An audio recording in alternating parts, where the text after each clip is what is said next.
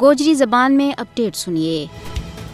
ہندوستان اور اسرائیل اپنا قبضہ کی حکمت عملی نہ مربوط کرنے واسطے اپنا تعاون نہ مضبوط کر رہے ہیں۔ ہندوتوا بھارت اور صہیونی اسرائیل ایک ہی سکہ کا دو رخ ہے۔ مسلمانوں کا حوالہ نال دعا کا مکروہ عزائم ایک جیسا ہیں۔ دوئی ہی مسلمانوں کے خلاف نسل کشی اور ظلم و ستم کا جرائم کو ارتکاب کر رہے ہیں۔ کشمیر میں فسطائی مودی مسلمانوں کے خلاف ظالم اسرائیل کا طور طریقہ استعمال کر رہا ہے۔ نتن-یاہو غزہ میں نسل کشی کر رہا ہے، مودی کشمیر میں اس کا کھرا وٹور رہا ہے۔ بھارت کشمیر میں اپنا نو آبادیاتی ایجنڈا نہ اگے بڑھانے واسطے اسرائیل کا اشارہ وٹور رہا ہے۔ کشمیر کے اندر ظلم و جبر کا وہی ہتھ کنڈا ہے جڑا فلسطین میں اسرائیل کا ہے۔ دونوں غاصب طاقتوں کو مقصد مسلمانوں کو خاتمہ کرنا ہے۔ یہی وجہ ہے کہ اسرائیلی فوجی ساز و سامان دونوں کشمیروں کے بسکار LOC پر جمع کیے جا رہا ہے۔ ہندوستان کو ڈومیسائل قانون اسرائیلی نو آبادیاتی منصوبہ کو عکاس ہے۔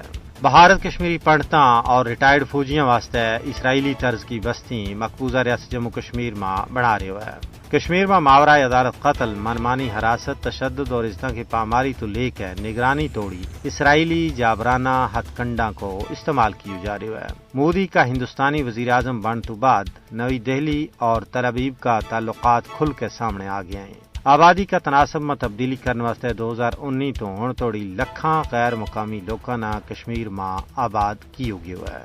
سیاسی ماہرین اور تجزیہ نگاراں کو کہنا ہے کہ عالمی امن و استحکام کشمیر اور فلسطین کا تنازع کا حل میں مضمر ہے۔